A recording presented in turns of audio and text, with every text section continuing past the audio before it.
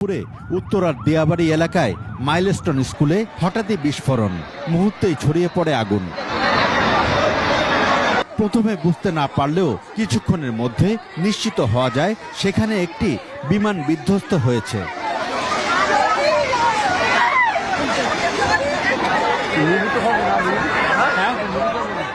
Milestone কর্তৃপক্ষ জানায় ওই সময় ভবনের দোতলায় নার্সারি থেকে তৃতীয় শ্রেণীর ক্লাস চলছিল। এই ঘটনায় সবাই আতঙ্কিত হয়ে ছোটাছুটি করতে থাকেন। তখনও সেখানে দাউ দাউ করে আগুন জ্বলছিল।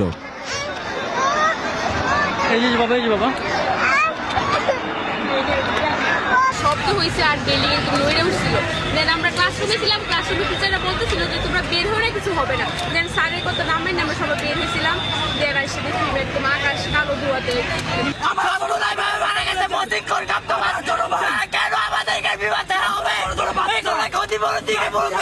দুর্ঘটনা ঘটছে, এটা তো ফায়ার ভিতরে ঢুকে গেছে স্কুলের ভিতরে। এক সময় স্থানীয়রা সাহায্যে এগিয়ে আসেন। উদ্ধার কাজে যোগ দেয় সেনাবাহিনী আর ফায়ার সার্ভিস। ঘটনাস্থলে আসে বিজিবিও। আহতদের উদ্ধার করে স্থানীয় হাসপাতালে পাঠানো হয়েছে।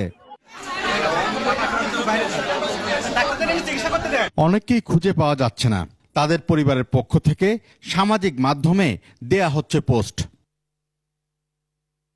এর মধ্যে কয়েকজনের মৃত্যুর তথ্য নিশ্চিত করেছেন উদ্ধারকারীরা।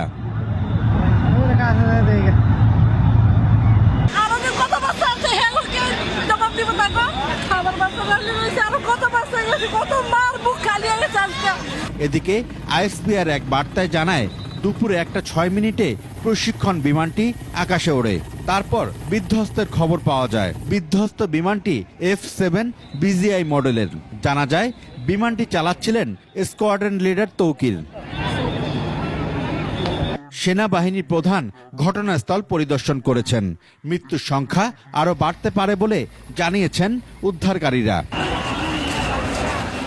দীপু শিকদার, 21 টেলিভিশন, ঢাকা।